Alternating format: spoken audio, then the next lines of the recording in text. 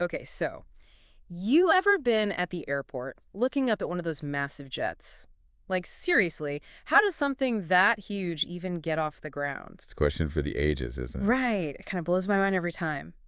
So today we're taking a deep dive into the science of flight. And for folks like me who still kind of scratch their heads about it, I think we're going to uncover some seriously cool stuff. Absolutely. Yeah. What's really fascinating is we're not just talking nuts and bolts engineering here. I mean, yeah, that's a big part of it. Right. But we're also going to explore how nature, specifically birds, has played a huge role. I mean, they were the original flying machines. Okay. True. So, like, copying their designs. Exactly. Biomimicry, using what nature has already perfected.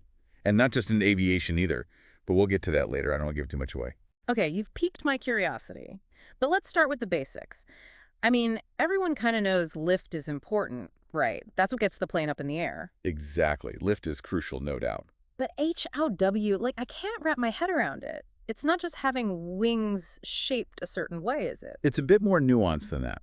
See, to really grasp lift, we need to think about air pressure. Mm. And that's where our friend Bernoulli comes in, with his principle and whatnot. You've probably heard of Bernoulli's principle. Oh, yeah, vaguely. Something to do with faster air, meaning lower pressure, but I'll be honest, it's a little fuzzy. Right, so Bernoulli basically figured out that as the speed of a fluid, and remember in this case we're talking about air acting like a fluid. Wait, air is a fluid, got it. So as the speed of that air increases, its pressure, you guessed it, decreases. And that, my friend, is the golden ticket to how those wings work their magic. Okay, hold on, let me see if I'm following. So, the shape of the wing makes the air move faster over the top, creating lower pressure up there. You're getting it. And that's what pulls the plane upwards, like it's sucked into the sky. You're on the right track. But it's not the whole story. It gets even cooler when we factor in something called circulation. Essentially, the wing's shape and the angle it hits the oncoming air, what we call the angle of attack, don't just change the air's speed. They create a kind of mini cyclone. Wait, a cyclone, like a mini tornado around the You wing. got it. And it's the circulation, the spinning of the air Yeah. that really pumps up the lift. It's like the wing is pulling itself up on these tiny invisible whirlwinds. Wow, okay, I am officially mind blown. So you're saying those wingtip vortices, those cool swirly patterns you see behind planes, especially during takeoff, that's a direct result of how lift is made. Precisely. It's a visual testament to those tiny tornadoes doing their thing. That's incredible. Okay, but it's not just about lift, right? There's more to it than that. In my research, I kept coming across this thing called the four forces of flight. Right. Lift is just one player on the team. You've also got weight, thrust, and drag. These guys are all in a constant dance-off, and it's their interplay that determines if a plane stays put on the ground or dances across the sky. So it's a balancing act. Exactly. And guess who the choreographer is? The pilots. They're constantly making tiny adjustments, shifting the balance of these forces to control the plane. This is amazing. Okay, so we've got these four forces at play. Lift, we now know, is generated by this insane combo of air pressure, wing shape, and mini tornadoes. What else? I feel like this is where those nature documentaries I love come in. You're spot on. Engineers, over the years, they've learned a TON by observing birds, the OG flyers, if you will. For example, think about how different bird species have different wing shapes. Yeah, like a hawk's wings are way different from an eagle's. Exactly. And there's a reason for that. It's all about the type of flying they do, soaring versus diving and all that. And here's the kicker. Aircraft designers have been taking notes. So like a glider with those long, elegant wings. Bingo.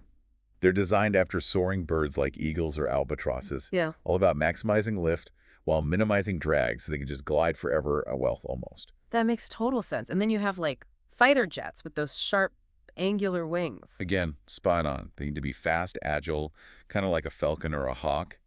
Nature, my friend, is a brilliant engineer. We've learned a thing or two by paying attention. Seriously cool. It's like whenever engineers hit a wall, they just look to nature and bam, there's the solution. Yeah. It makes you wonder what other secrets we could unlock just by observing the world around us. But speaking of nature's genius, you mentioned something earlier about bullet trains. Ah, yes. This is a fantastic example of biomimicry at its finest. And you're not going to believe this, but it all started with a kingfisher. Hold up. How does a bird inspire a bullet train? I need details. All right, so picture this. Japanese bullet trains, famous for their speed, right? Oh yeah, super fast. But that speed, it caused a problem. When these trains zipped out of tunnels, they created these massive sonic booms. Not exactly ideal for the folks living nearby. Yeah, that'd be a bit of a design flaw, to say the least. So what's the Kingfisher connection? Well, kingfishers, they're masters of entering the water with barely a splash. They dive headfirst at incredible speeds, but the water barely ripples.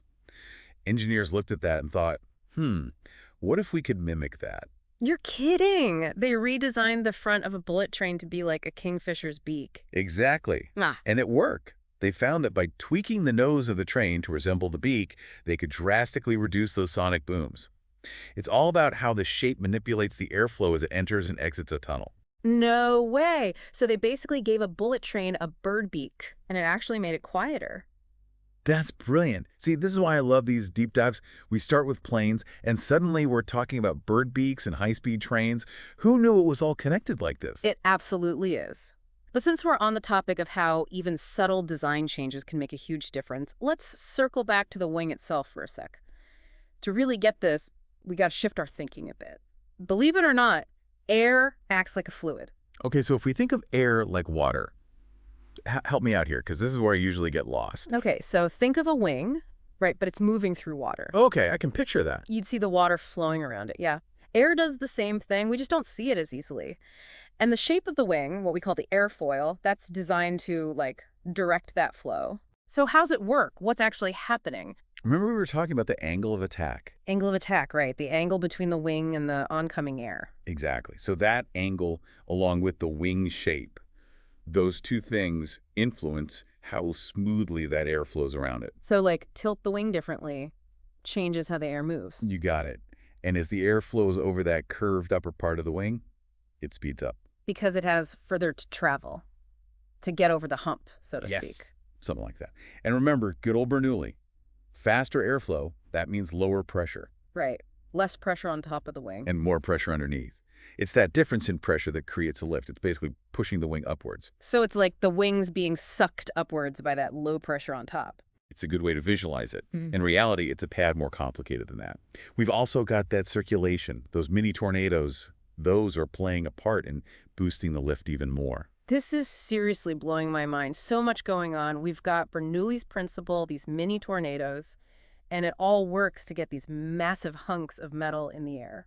Pretty incredible, right? And the best part is we haven't even touched on the really cool stuff yet. There's more. Come on, don't leave me hanging. Remember how we were saying birds have inspired aircraft design? Well, it goes beyond just the shape of the wings. Even the way birds fly together, that's influenced how we fly planes. Wait, really? Like that V formation geese use? That's the one. Airlines actually use that formation, especially on long flights. No way. Why? I never knew that. It's all about drag, my friend. Drag is the force that tries to slow something down as it moves through a fluid, in this case, air. Right. Makes sense. So when birds fly in that V, each bird, except the leader out front, they position themselves just slightly behind and off to the side of the bird in front of them. Like they're trying to get out of the wind. Sort of. They're taking advantage of the upwash. That's the upward moving air created by the wings of the bird ahead of them. So they're drafting off each other like cyclists. Exactly. This reduces the drag on each individual bird, which means the whole flock can fly way farther on the same amount of energy. Pretty smart, huh? That's insane. So we're copying bird formations to save fuel. That's wild. It's another great example of how nature had it figured out all along, solving problems we didn't even know we had. This is why I love these deep dives. We start with planes, and next thing you know, we're talking about bird formations and fuel efficiency. It's all connected. 100%. But since we're talking about how design influences things, let's get back to the wing. Back to those wings, all right. To really wrap our heads around it, we've got to remember air, it's acting like a fluid. Okay, yeah, you said that. Air is a fluid, so... Imagine, Oh, imagine putting your hand out the window of a moving car okay, done that plenty of times. and you tilt your hand, right? Yeah. What happens? It either gets pushed up or down, depending on how I tilt it. Exactly. Right. Your hand is like a wing, and the air pushing against it, that's how lift is generated. And the steeper the angle, the more lift you get. Okay, that kind of makes sense.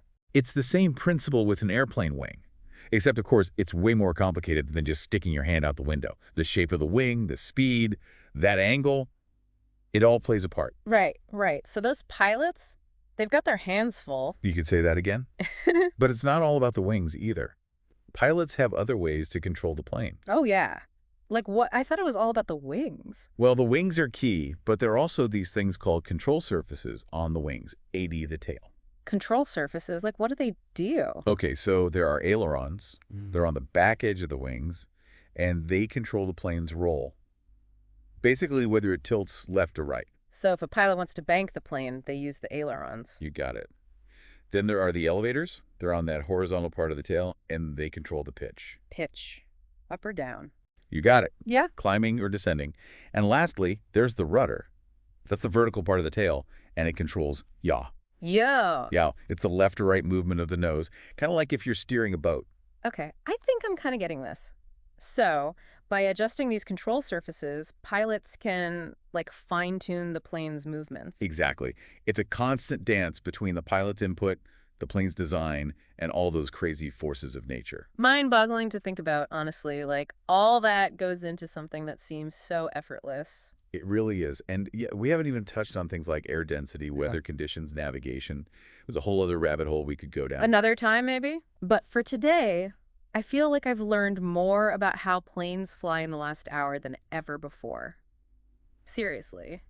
You know, it's funny, when you think about it, we've covered all this cool stuff about how planes stay UP in the air, but we haven't really touched on how these giant birds get off the ground in the first place. You're right, haven't we? It all goes back to those four forces we keep coming back to. Right. Lift, weight, thrust, and drag.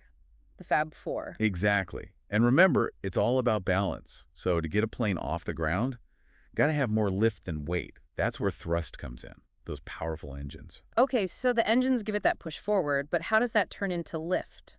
Think about it. As the plane speeds down the runway, air is rushing over the wings, right? Yeah. That starts to generate lift, just like we talked about before.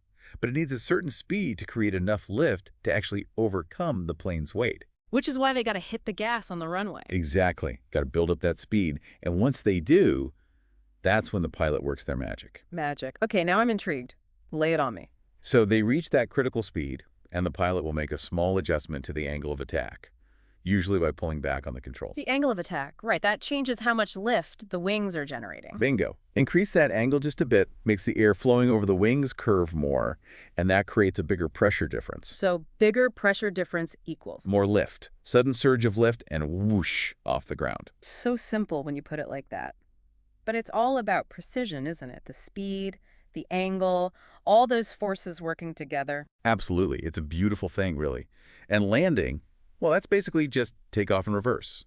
Reduce the engine power, adjust the wings, slow it all down for a nice, smooth touchdown. This whole deep dive has been amazing. We've gone from staring at planes like how to actually understanding the why and how of it all. The physics, those incredible bird-inspired designs, even how pilots wrangle those forces to fly these things. Just incredible. It really speaks to human ingenuity, this drive to conquer the skies, you know. Totally. So for our listeners, now that we're all geeking out about flight, here's something to ponder. We talked about air density, but what about other stuff? Temperature, humidity, all that. How does that affect flying? That, my friend, is a fantastic question. Okay. And it shows that even with all we know, there's always more to learn. Every flight is a testament to science, skill, a whole lot of collaboration. I just said it better myself. Until next time, keep exploring, keep questioning, and keep looking up.